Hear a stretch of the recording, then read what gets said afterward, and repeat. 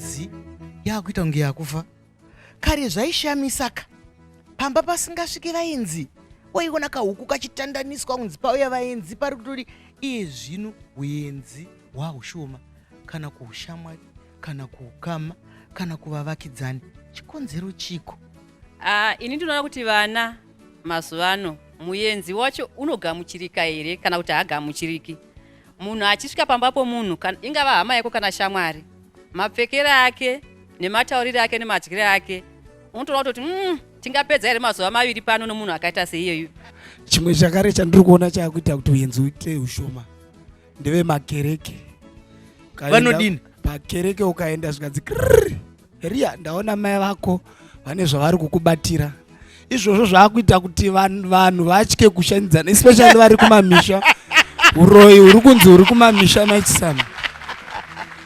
Kumamisha vanhu vanotya, ndosaka muchiona kuti vanhu vanosvika usiku vobva usiku vasina kuonekwa nekuti tine zvatiri kuudzwa kumakereke kunzi kumamisha uku kune vari kukuroyai kuti tisakufambirai. Nekuti tinoziva kuti vanotamba bhora vanoonana kugraundi rebhora nai, vanotamba kiriketi vanoonana kubhora rekiriketi, vanoroya vanosangana kwavanosangana.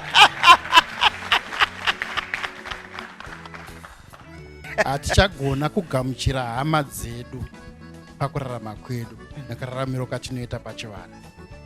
Kare tasingatarisi kuti munhu akaita sei, taigamuchira munhu sezvaari.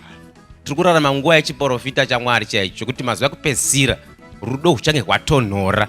Isu tiri kuzvitendera tega kuti rudo rwedu hutonhore nekuti tiri kutadza kuda vari padyo nesu asi tichitoenda kuchechi. Chero mumakereke nyaya iriko, makereke vanhu vatodanani mumakereke chaimo chaimo. Nekuti ikoko kukereke ikoko zvikanzi ngatiimbei rwiyo 22 mumwe ari pasaidi newe anenge asina kuya nehimbuku yake ipapa unotoona munhu achidai kuna zita sera kuvhariridza mumwe kuti asaone muhimbuku yako. Saka muri kugoitei nhai?